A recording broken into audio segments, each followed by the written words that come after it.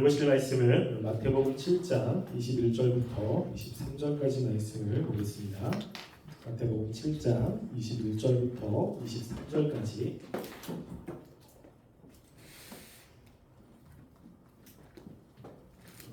한 목소리로 함께 봉독하겠습니다.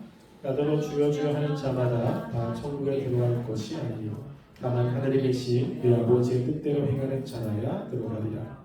그날에 많은 사람이 나더러 이르되 주여 주여 우리가 주의 이름으로 선지자 노릇하며 주의 이름으로 교징을 쫓아내며 주의 이름으로 많은 권능을 행하지 아니하였나이까 하리니 그때 내가 그들에게 밝히 말하되 내가 그들을 도무지 알지 못하니 불법을 행하는 자들아 내게서 떠나가리라. 아멘. 우리는 지난주부터 교회론을 함께 살펴보았습니다. 지난 주에는 우리가 왜 교회론을 살펴보아야 되는지 이유를 함께 나눴는데요. 우리가 한 교회에서 교회 지체로서 교회 활동을 하게 됩니다. 그럴 때 우리가 교회가 어떠한 공동체인지를 알고 또 교회가 무엇을 해야 하는 단체인지를 알아야 우리가 마음이 하나가 되어서 한 목표를 가지고 살아갈 수가 있습니다. 그래서 우리가 교회 생활하지만 실제로 교회가 어떠한 공동체인지를 잘 모르는 경우가 많습니다. 그러니까 내가 생각하는 교회가 아니라 하나님이 만드신 교회의 목적과 또 교회의 중요한 본질이 무엇인지 이런 것들을 살펴보면서 우리가 한 마음으로 우리 코람데어를 이끌어갈 수 있도록 하기 위해서 교회론을 함께 살펴봅니다. 또 제가 교회론에 있는 내용을 중심으로 아마 교회를 이끌어 갈 텐데 여러분들 그럴 때 이 내용들을 이해하면 좀 오해가 별로 없을 수도 있습니다. 우리가 오늘 책생명 축제를 하는데 어떤 분들은 왜 자꾸만 전도하라고 하냐, 보통 전도는 좀 부담스럽잖아요. 그러니까는 전도하라고 안 했으면 좋겠다 그러면서 전도하라고 하는 그러한 설교에 대해서 비난하는 사람들이 있습니다. 또 교회 안에서 함께 신앙생활 하는데 어떤 공동체에 들어가라고 하면 나는 나 혼자 그냥 신앙생활 하면 좋은데 왜 자꾸만 들어가라고 하느냐라고 하면서 못마땅하게 여기는 분들이 있습니다. 왜 그러한 생각을 하게 되냐면 교회를 잘 모르기 때문입니다. 그래서 교회를 알게 되면 교회에 굉장히 중요한 활동이 전도도 있고 교제도 있습니다. 이게 없으면 교회는 존립이 불가능합니다. 그래서 이 교회론을 잘 모르니까 교회가 마땅히 해야 되는 그러한 활동에 대해서도 비판적으로 보게 되고 그리고 자신이 원하는 것만 하려고 하는 모습들이 나타나게 됩니다. 그래서 우리가 하나님의 백성이면 하나님의 백성들이 하나님이 원하시는 일들을 감당해야 되는데 하나님이 교회를 세우신 목적이 무엇인지를 함께 좀 나누고 그리고 같은 마음으로 갔으면 좋겠다는 마음으로 교회를 살피고 있다고 이야기를 했습니다.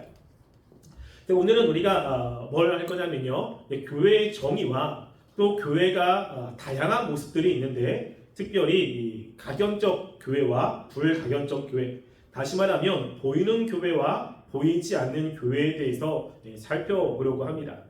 우리가 먼저 교회가 어떠한 공동체냐라고 했을 때 교회의 정의 아시죠? 교회는 예수 믿는 사람들의 모임입니다.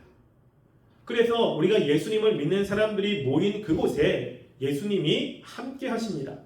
우리 마태복음 18장 20절 말씀에 보면 함께 읽어볼게요. 읽어보겠습니다. 시작. 두세 사람이 내 이름으로 모이는 곳에는 나도 그들 중에 있느니라. 여기 보면요, 두세 사람이 내 이름을 모인다라고 했을 때 예수님을 믿는 사람들이 모이는 곳입니다. 예수님을 믿는 사람들이 모인 그곳에 예수님이 함께 하십니다. 예수님이 함께 하시는 곳은 예수를 믿는 사람들이 모인 공동체라는 거죠. 그래서 교회는 건물이 아니라 교회는 공동체입니다. 우리가 교회라고 하면 괴정중앙교회 이 건물을 생각할 때가 참 많습니다. 그런데 건물은 우리가 예배를 잘 드리기 위해서 교회 활동을 잘 하기 위해서 우리가 임시적으로 서는 그런 예배당 그리고 건물인 거죠.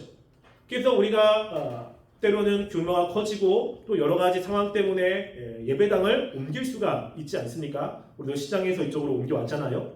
만약에 이 예배당 자체가 교회라면 절대 옮기면 안 됩니다. 특별히 지금 유대인들이 하나님의 성전이라고 하는 예루살렘 있잖아요. 예루살렘이 두 개일 수는 없죠. 그 예루살렘이 싫다고 옆에다 지으면 신성모독이 되는 겁니다.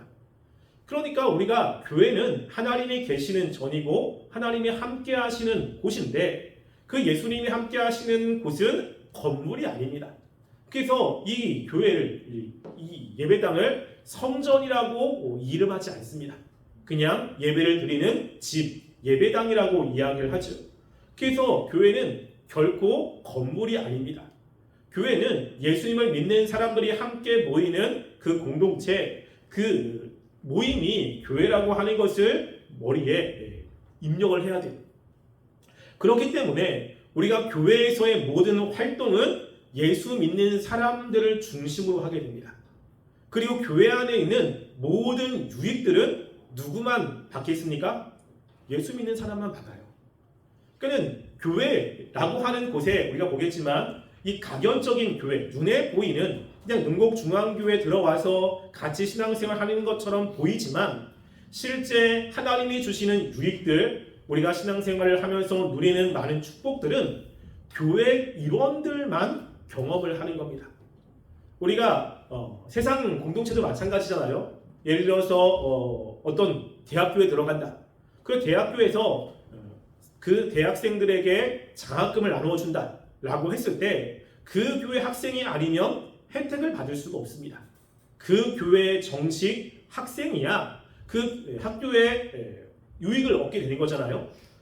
마찬가지로 우리가 하나님이 교회에 여러 가지 유익들을 준다고 했을 때 그 유익은 누구만 얻냐면 실제 예수 믿는 사람, 실제 교인만 얻게 됩니다. 그래서 내가 예수를 믿지 않는데 그냥 괴정중앙교회 일원으로 들어온 사람은 신앙생활에 어떠한 유익도 얻을 수가 없습니다. 여러분, 목사가 굉장히 중요한 해야 될 역할 중에 하나는 하나님의 말씀을 가르치는 거예요. 그래서 성경에 목사라고 하는 단어가 딱 한 번 나옵니다. 에베소 4장 11절 보시면 어떤 사람은 사도로, 어떤 사람은 복음 전하는 자로, 어떤 사람은 목사와 교사로 세우셨으니 라고 이야기하거든요. 거기에 보면 목사, 교사 두 사람처럼 보이지만 관사가 하나입니다. 그래서 목사이면서 교사인 사람이에요. 즉 목사의 정말로 중요한 사명은 가르치는 겁니다. 뭘 가르치냐면 하나님의 말씀을 가르치는 거죠. 그래서 그 하나님의 말씀이기 때문에 그 말씀을 통해서 때로는 위로를 얻고 때로는 깨달음을 얻는 사람들은 하나님의 백성들입니다. 그래서 하나님을 믿지 않는 사람들은 목사를 통해서도 별로 유익을 얻지 못해요. 그래서 내가 정말로 예수님을 믿는 사람이라면 교회를 통해서 이런저런 유익들을 얻게 됩니다. 내가 정말로 예수님을 믿는 사람이 아니라면 아무리 교회에서 많은 활동을 한다고 해도 어떠한 유익도 얻지 못합니다. 왜냐하면 교회는 예수 믿는 사람들을 위해서 있는 곳이고 예수 믿는 사람들이 활동을 해야 되는 곳이죠. 그래도 교회에서 예수 믿는 사람들을 위한 활동이기 때문에 교회에서 중요한 것은 말씀을 가르치는 것, 양육하는 것, 사랑을 전하는 것, 전도하는 것, 하나님을 예배하는 것, 이 모든 게 예수 믿는 사람에게는 굉장히 필요한 거잖아요. 그러니까 그런 부분에서 감당하는 겁니다. 믿지 않는 사람들을 대상으로 하는 거, 그거 할 때는 전도라고 하는 목적으로 하는 거지 정말 그때도 중요한 목적은 예수님을 전하는 겁니다. 그래서 여러분들이 생각할 때 교회는 그냥 친목 단체도 아니고 교회는 다른 세상의 어떤 단체가 하는 그런 게 아니라 예수 믿는 사람들이 하나님을 위해서 활동하는 공동체라는 것을 기억하셔야 됩니다. 그렇기 때문에 두 번째로 우리가 보이는 교회와 보이지 않는 교회가 있습니다. 여러분, 교회는 보이는 교회가 있고 보이지 않는 교회가 있어요. 왜냐하면 아까도 이야기했지만 교회의 정의는 예수님을 믿는 사람들의 모임이에요. 그러니까 예수를 믿는 사람이 교회의 일원인데 여러분, 믿음이라는 것이 보입니까? 안 보입니까? 안 보여요. 이게 이제 문제입니다. 그래서 믿음은 눈에 보이는 것이 없습니다. 단지 하나님만 보시는 거죠. 그 사람이 영적으로 어떠한 상태인지, 그리고 정말 하나님을 믿는 믿음이 있는지라는 것을 우리는 볼 수가 없습니다.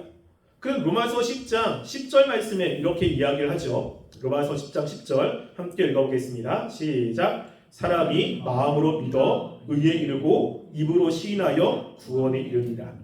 여기 보면 중요한 것이 마음으로 믿어요. 마음. 그러니까 마음을 볼 수가 없기 때문에 그 사람이 하나님을 믿는지 믿지 않은지를 우리는 명확하게 볼 수가 없습니다. 그 사람의 신앙을 고백하는데 그 고백이 진실된 고백인지, 아니면 진실된 고백이 아니라 누군가로부터 그냥 배워가지고 이야기하는 것인지 우리는 알 수가 없습니다. 그래서 교회는 보이지 않는 영역이 있어요. 이거는 하나님만 압니다. 그런데 그것만 있는 것이 아니라 교회는 보이는 역할도 있거든요. 보이는 역할. 그래서 우리가 하나님을 믿는 그런 모습이 마음으로 믿는다면 마음은 밖으로 어떤 행동으로 드러나게 되어 있죠. 그래서 가시적인 부분들도 분명히 있습니다. 우리가 아까 보았듯이만 우리가 마음으로 믿어서 어떻게 하죠? 입으로 시인하게 되어 있어요. 그래서 정말로 하나님을 믿는 사람들은 이것을 입으로 시인하면서 예수님을 고백하고 또 하나님을 믿는 모습이 밖으로 나와 있게 되어 있습니다. 그래서 보이는 부분들이 명확하게 있는 것이죠. 그래서 그런 사람들이 함께 모여서 같은 신앙을 고백하고 그리고 믿음의 증거들을 보이면서 하나님의 백성으로 살아가는 모습이 있습니다. 내가 정말로 주님을 만났다, 정말 예수님 믿는다 그러는데 밖으로 드러나지 않는다 라는 것은 있을 수가 없습니다. 있을 수가. 여러분, 우리가 여러분들이 누군가를 사랑하면 이 사랑은 티가 나죠. 본인들은 속인다고 하지만 티가 납니다. 이게 왜냐하면 마음에 있는 것은 밖으로 드러나게 되어 있어요. 신앙도 마찬가지입니다. 내가 하나님을 정말로 만났고 정말 예수님을 믿는다면 이것은 밖으로 드러나게 되어 있어요. 그래서 예수님을 믿는 사람이 가장 먼저 나타나는 그러한 모습이 어디에서 나타나냐면 예배를 통해서 나타납니다. 예배를 통해서. 그래서 제가 청년들 대자훈련을 예전에 하고 또 성경 공부를 이렇게 하잖아요. 그럼 그 안에 좀 믿음이 식다가 다시 말씀을 통해서 하나님에 대한 관계가 회복된 사람이 가장 먼저 바뀌는 때가 예배 시간이에요. 예배 시간에 졸리다가 그리고 예배 시간에 별로 의미가 없다가 예배 시간에 이제 은혜를 받으면 집중을 하게 되고 무엇이나 깨닫게 되는 일이 벌어지게 되죠. 그러면서 예배의 모습이 바뀌는 것이 첫 번째입니다. 그걸 보고 은혜를 받았구나. 그 뭔가 변화가 있구나 라고 생각을 하게 되는 겁니다. 그래서 분명하게 예수님을 믿으면 밖으로 드러나는 가시적인 면이 있다는 거예요. 그게 없으면 그 사람의 신앙을 의심할 수밖에 없는 거죠. 그래서 교회는 이렇게 가시적인 눈으로 보여지는 부분들이 분명히 있습니다. 그래서 사도 바울이 편지를 쓰잖아요, 교회에. 그럴 때 사도 바울이 편지를 썼을 때 어디에 편지를 쓰냐면 가시적인 교회의 편지를 씁니다. 가시적인 교회. 그래서 고린도전서 1장 2절 말씀 볼게요. 고린도전서 1장 2절 말씀 함께 읽어보겠습니다. 시작. 고린도에 있는 하나님의 교회 곧 그리스도 예수 안에서 거룩하여지고 성도라 부르심을 받은 자들과 또 각처에서 우리의 주 곧 그들과 우리의 주 대신 예수 그리스도의 이름을 부르는 모든 자들에게. 아멘. 여기 보면요, 즉 고린도 전서를 보내는데 어디에 보내죠? 고린도에 있는 하나님의 교회예요. 그러니까 눈에 보이는 교회입니다. 그래서 눈에 보이지 않는 것은 우리가 어떻게 판단할 수가 없으니까 사람들이 모여서 함께 신앙을 고백하고 함께 예수님을 예배하는 그 공동체에 편지를 보내는 겁니다. 그곳을 하나님의 교회라고 이야기를 하죠. 그래서 그들을 거룩하여지고 성도라 부름을 받았다라고 이야기를 하고 있는 것입니다. 그런데 사도 바울이 이렇게 교회에 편지를 보내지만 눈에 보이는 그러한 공동체 안에 예수님을 믿지 않는 사람이 있다는 것을 알고 있습니다. 우리가 똑같이 예수님을 고백하고 신앙을 고백하지만 실제 그 마음에 예수를 믿지 않는 사람이 교회에는 얼마든지 있죠. 그래서 그런 부분들이 명확하게 있습니다. 그래서 사도 바울이 실제로 고백은 하지만 나가 떨어진 예수님을 실제로 믿지 않는 사람들을 알고 있음에도 불구하고 그렇게 믿음으로 고백하는 그 공동체를 뭐라고 하냐면 교회라고 이야기를 하는 거예요. 왜? 우리는 그런 사람을 모르기 때문에 그렇습니다. 그 사람이 고백할 때 야 삶이 변화되지 않는 걸 보고 네 고백은 거짓말이야 라고 우리가 판단할 수가 없어요. 그의 믿음은 우리가 볼 수 없기 때문입니다. 그냥 단지 같이 고백하고 예수 믿는다고 하면 우리는 교회 공동체로 여기고 그들과 함께 신앙생활을 할 수밖에 없는 거예요. 분명히 고린도 교회에 믿지 않는 사람들이 있었지만 사도 바울은 그들을 배제하지 않고 그냥 함께 교회라고 하면서 이 편지를 쓰고 있는 것입니다. 그래서 우리가 이런 가시적인 교회와 보이지 않는 교회를 생각할 때 두 가지를 염두에 둬야 돼요. 두 가지. 첫 번째는 뭐냐면 가시적인 교회 안에 언제든지 비신자가 있다는 것을 염두에 두셔야 됩니다. 이게 오늘 우리가 읽었던 말씀이 그것 중에 하나입니다. 마태복음 7장에 보면 예수님이 이야기를 하는 거예요. 나더러 주여 주여 하는 자마다 천국에 들어가지 않는다. 주여 주여 하는 것은 고백이거든요. 지금으로 말하면 베드로가 고백한 것처럼 주님은 나의 그리스도시요 예수님은 하나님의 아들이십니다라고 고백을 하는 겁니다. 근데 그렇게 고백한 사람들이 다 천국에 들어가는 것은 아닙니다. 그들이 고백만 하는 것이 아니라 우리가 22절에 보면 주의 이름으로 선지자 노릇했고 지금 말씀을 가르쳤어요. 이것이 하나님의 말씀입니다. 이것이 하나님의 뜻입니다라고 가르치기도 하고 또 그들이 나가서 주님의 이름으로 기도하면 권능도 나타났습니다. 귀신도 쫓아내고 여러 가지 능력들이 나타났습니다. 그러면 스스로도 하나님의 자녀라고 생각을 하겠지만 주님은 뭐라고 이야기를 하죠? 내가 너희를 도무지 알지 못하노라 라고 이야기한 거예요. 즉 예수님을 믿는 믿음으로 한 것이 아닙니다. 그래서 그런 능력들이 나타나고 겉으로 보일 때는 예수 믿는 사람처럼 그렇게 보이지만 실제로 예수 믿지 않는 사람이 교회에 있다는 거예요. 이것을 우리는 잊지 말아야 됩니다. 사도 바울도 얼마나 하나님의 말씀을 많이 알고 있고 사람들에게 복음을 전했습니까? 그러니까 사도 바울이 말씀을 많이 알기 때문에 사람들도 조금 이렇게 분별을 하게 되거든요. 그런데 사도 바울이 사역을 하면서 자신의 삶 가운데 사역 가운데 함께했던 사람이 하나님의 백성이 아니라는 것을 몰랐던 사람들이 있어요. 디모데후서 2장 17절부터 19절 말씀 한번 볼게요. 자, 디모데후서 2장 17절부터 19절 읽어보겠습니다. 시작. 그들의 말은 악성 종양이 퍼져감과 같은데 그 중에 후메네오와 빌라도가 있느니라. 진리에 관하여는 그들이 그릇되었도다. 부활이 이미 지나갔다 하므로 어떤 사람들의 믿음을 무너뜨리느니라. 그러나 하나님의 견고한 터는 섰으니 인침이 있어 일컬으되 주께서 이 백성을 아신다 하며 또 주의 이름을 부르는 자마다 불의에서 떠날지어다 하였느니라. 아멘. 여기 보면요, 악성 종양과 같은 사람들이 있어요. 함께 신앙생활 하는데 악성 종양처럼 사람들을 다른 데로 이끄는 사람들이 있습니다. 그 사람이 누구냐면 후메네오와 빌레도라고 하는 사람이었어요. 같이 교회 안에 있는데 같은 신앙인 것처럼 보이는데 알고 봤더니 이 사람이 교회의 사람들을 잘못된 길로 인도하는 겁니다. 그들의 신앙이 잘못됐고 그리고 바른 신앙이 아니라는 것을 이야기를 합니다. 또 디모데후서 4장 10절도 한번 볼까요? 디모데후서 4장 10절 말씀 함께 읽어보겠습니다. 시작. 데마는 이 세상을 사랑하여 나를 버리고 데살로니가로 갔고 그레스데는 갈라디아로 디도는 달마디아로 갔고. 여기 보면 데마라고 하는 사람이 있습니다. 사도 바울과 함께 사역했던 사람이에요. 그런데 이 데마가 사도 바울과 함께 지내다가 어느 순간에 세상을 사랑하여 나를 버리고 데살로니가에 갔어요. 그의 마음이 세상을 사랑해서 주님을 떠났다는 겁니다.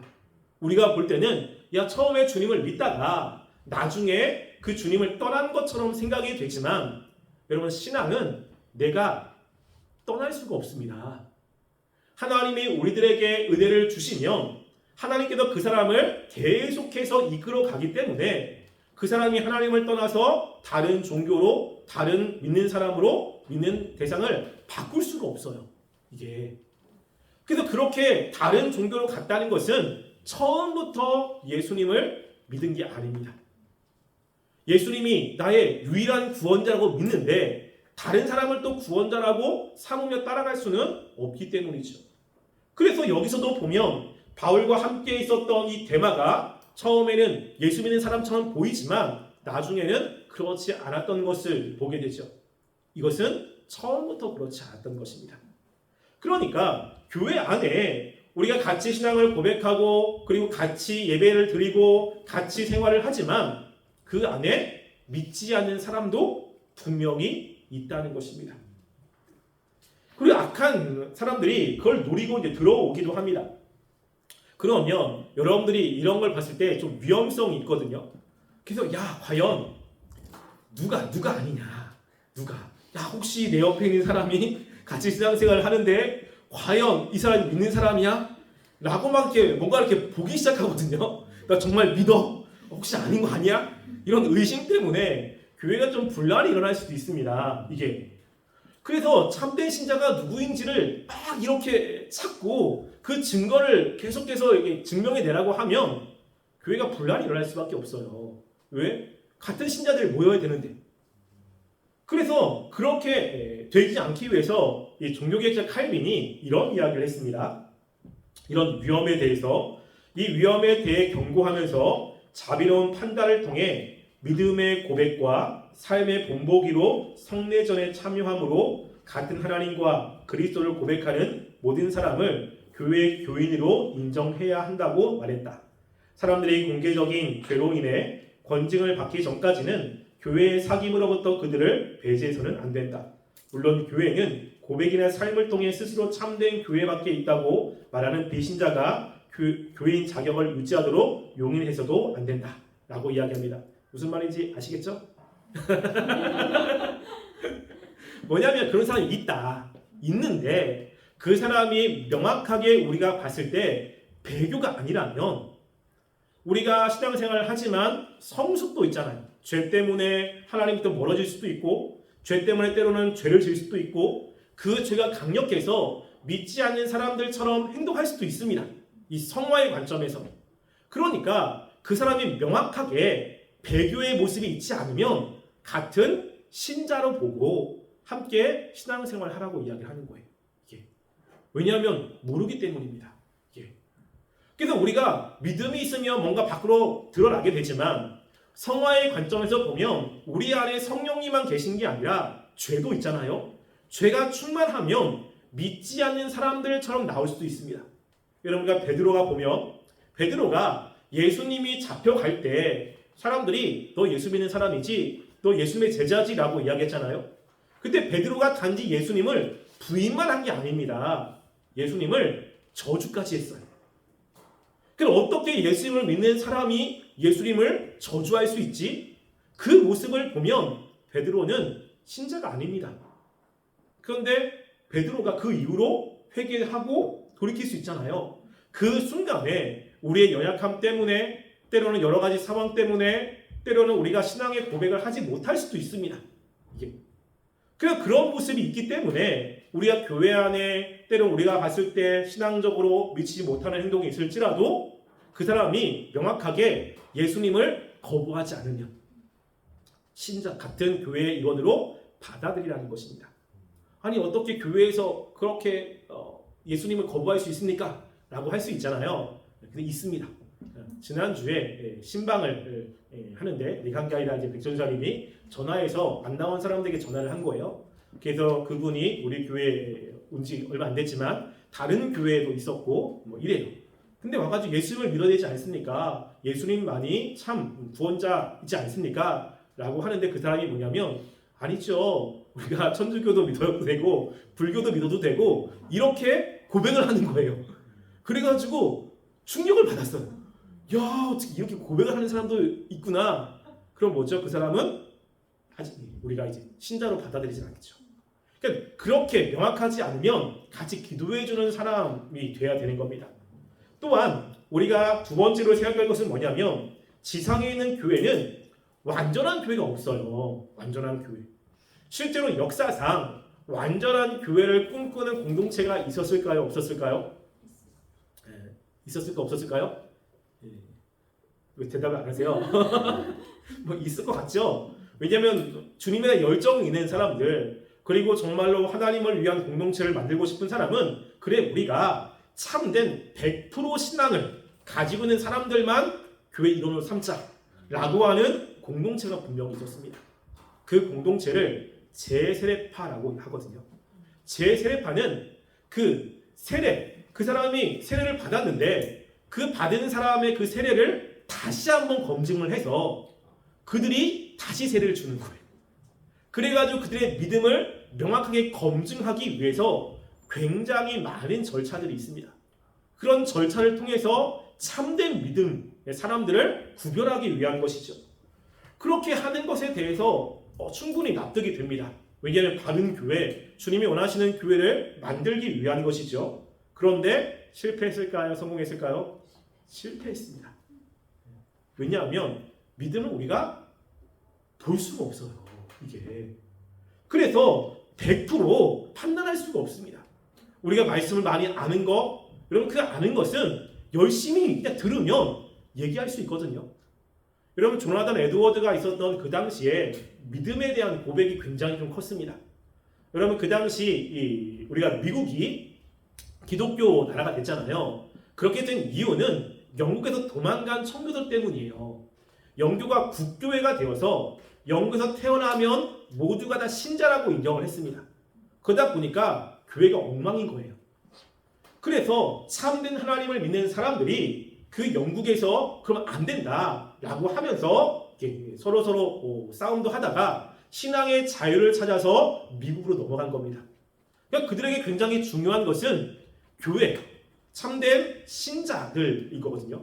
그래서 그 사람이 세례를 받을 때 그 사람의 믿음의 증거를 고백해야 되고, 그리고 그 명확한 증거들이 있어야 그 사람을 교회 일원으로 받아들였습니다. 여러분 근데 문제는 뭐냐면요, 처음에는 정말로 주님을 만난 고백으로 사람들을 받아들였는데 이게 1년이 지나고 2년이 지나고 3년이 지나면 사람은 머리가 좋거든요.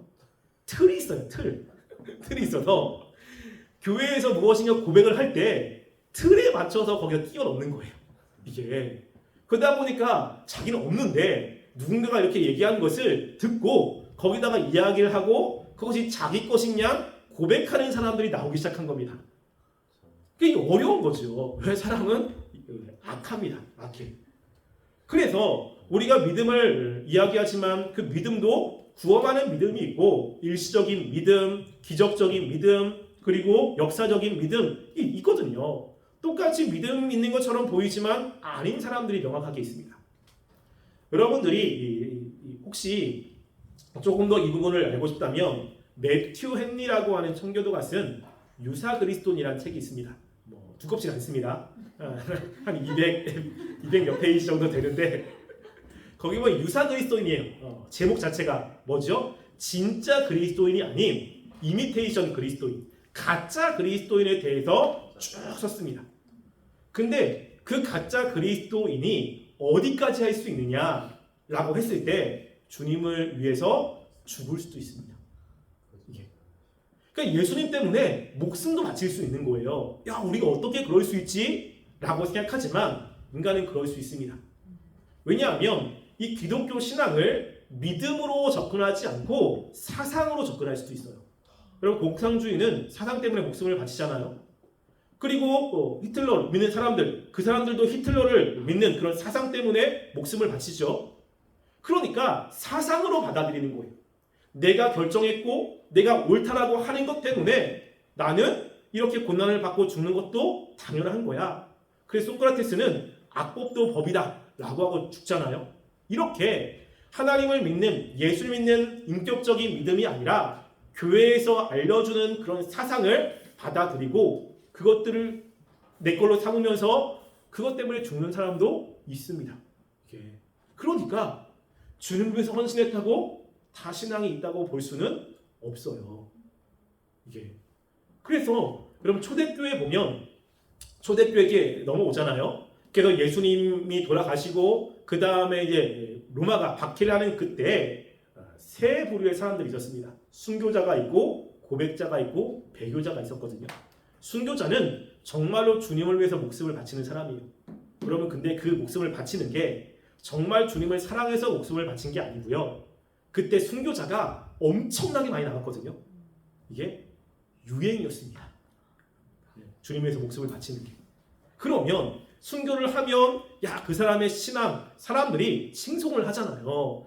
정말 주님을 위해서 이렇게 고생을 당했는데 정말로 하나님을 위한 사람이다라고 한 칭송이 있기 때문에 그 당시에 사람들이 순교를 쉽게 생각했습니다. 그냥 그런 칭송이 있기 때문에 전부 다 주님을 사랑해서 순교한 것이 아니라는 거예요. 이게. 그래서 우리가 우리는 완벽한 교회를 만들겠다라고 하면 안 됩니다. 불가능합니다. 우리가 사람들의 신앙을 볼 수 있는 눈이 없기 때문에 그렇습니다. 그래서 우리는 불완전한 교회를 인정해야 돼요. 인정하고 그리고 그 안에서 신앙생활을 해야 되는 것입니다. 그래서 교회 안에 믿지 않는 사람들이 있다고 해도 그들을 속아내려고 그들을 분별하려고 애써서 너 아니지 그러면 안 됩니다. 그들도 명확한 배교가 없다면 같은 믿음의 사람으로 여기고 기도해주고 함께 신앙생활을 하는 것이 필요하다는 거죠. 그래서 어떤 사람들은 이 교회가 믿지 않는 사람들이 이제 들어오게 되면 교회가 분란이 일어나잖아요. 이게 너무 싫은 거예요. 그래서 예전에 어떤 분이 정말로 참된 교회 100% 교회를 찾아 헤맨 사람이 있다고 합니다. 저도 들었어요. 저도. 그래서 막 찾다가 이제 목사님한테 물어보는 거예요. 목사님 정말 이 세계에 참된 하나님의 백성들만 있는 완전한 교회가 있다면 소개시켜 주세요 라고 질문을 한 겁니다. 목사님이 두 가지로 대답을 했어요. 첫 번째는 뭐냐면 만약에 그런 교회가 있다면 저한테 좀 알려주세요. 자기는 모르겠다는 거죠. 왜? 없으니까.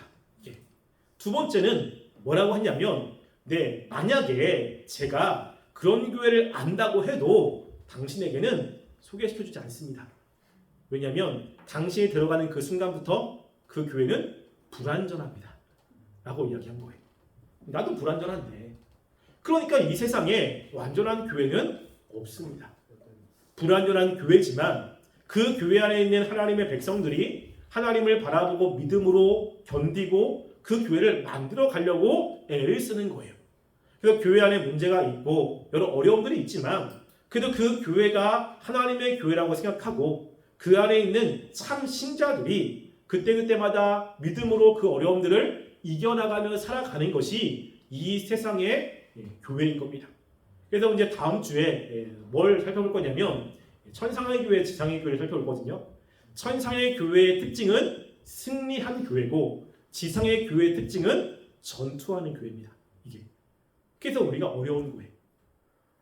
그런데 그런 교회가 있기 전에 오늘 함께 살펴봤던 것, 교회는 보이는 교회가 있고 보이지 않는 교회가 있습니다. 그래서 우리가 참된 신앙은 눈에 보이지 않습니다. 그런데 참된 신앙이 있는 사람들이 고백하는 이런 가시적으로 함께 보이는 공동체가 명확하게 있는데 그 공동체 안에는 참 신앙은 보이지 않기 때문에 참 믿는 사람들이 아닌 비신자도 끼어 있다는 것을 생각하고 우리가 신앙생활을 해야 돼요. 그런데 너무 거기에 집중하면 안 됩니다. 그래서 우리가 교회 안에 문제가 있을 때 교회는 당연히 이렇게 문제가 있지 라는 생각을 가지시고 우리가 하나님이 원하시는 교회가 되기 위해서 노력하시고요. 그리고 나도 정말로 중요한 것은 마음의 믿음, 하나님에 대한 은혜, 이게 마음속에 있어야 하나님의 백성이라는 것을 생각하셔서 우리 자신의 믿음을 위해서 더욱더 기도하시고 더욱더 애쓰셔서 우리 하나님이 기뻐하시는 교회가 될 수 있도록 함께 힘을 합쳐서 애쓰는 우리 청년들이 되기를 간절히 소원합니다. 기도하겠습니다. 우리가 말씀을 생각하며 함께 기도했으면 좋겠습니다. 하나님의 교회는 보이는 교회가 있고 보이지 않는 교회가 있습니다. 보이지 않는다는 것은 우리의 믿음이 보이지 않기 때문입니다. 우리가 하나님을 믿는다고 했을 때 그 모든 믿음이 그 신앙이 진짜인지 우리는 알 수 없습니다. 그렇기 때문에 우리가 밖으로 드러난 그런 모습을 통해서 함께 신자임을 우리가 인식하고 생활을 하게 되는데 그곳에 비신자도 분명히 있습니다. 하나님 우리가 그런 것들을 인식하여 우리가 교회가 문제가 있고 때는 어려움이 있을 때 참신자인 사람들이 더 하나님께 기도하고 교회를 아름답게 세워나가기 위해서 애쓸 수 있도록 도와달라고 우리 함께 기도하겠습니다.